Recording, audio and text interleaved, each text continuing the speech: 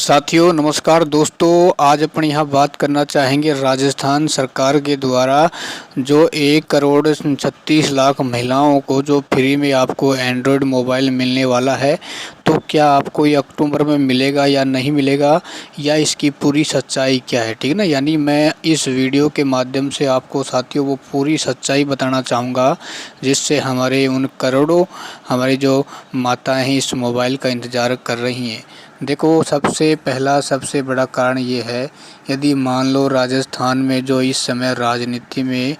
उलट-पुलट चल रही है कि जो नया सीएम कौन बनेगा, क्या हमारे सीएम साहब अशोक गहलोत ही रहेंगे। यदि मान लो हमारे सीएम साहब अशोक गहलोत रहते हैं तो फिर तो इस योजना को साथियों कोई नहीं रोक पाएगा, ठीक है ना। और जैसे मान लो कि भाई अशोक गहलोत साहब सेंटर में चले जाते हैं और राजस्थान की कोई नई सीएम आते हैं, या तो इस योजना में देरी हो जाएगी, या फिर हो सकता है इस योजना को बंद करना पड़ सकता है, क्योंकि साथियों बहुत ही लंबी चौड़ी योजना है।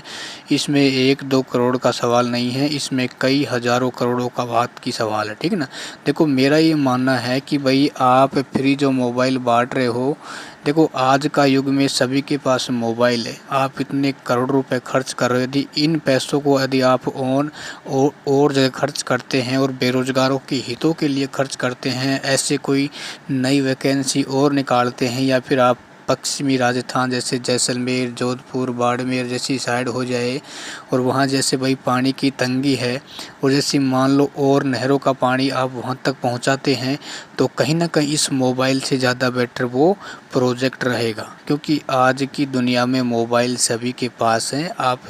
ऐसे संसाधन करिए जिससे वहाँ के लोगों को फ़ायदा ज़्यादा पहुँचे। तो साथियों, कहने का मतलब ये हुआ, अशोक गहलोत साहब रहेंगे तो मोबाइल आपको मिलना शुरू हो जाएंगे, और नए सीएम साहब आएंगे तो फिर आप इंतज़ार ही करना, क्योंकि ये योजनाएं हैं साथियों, कोई शुरू कर देता है तो कोई उसको बंद कर देता है, ठीक है ना। और ये सरकारों का साथियों इसी प्रकार का एक रीति रिवाज है, और युवाओं को लुभाने के लिए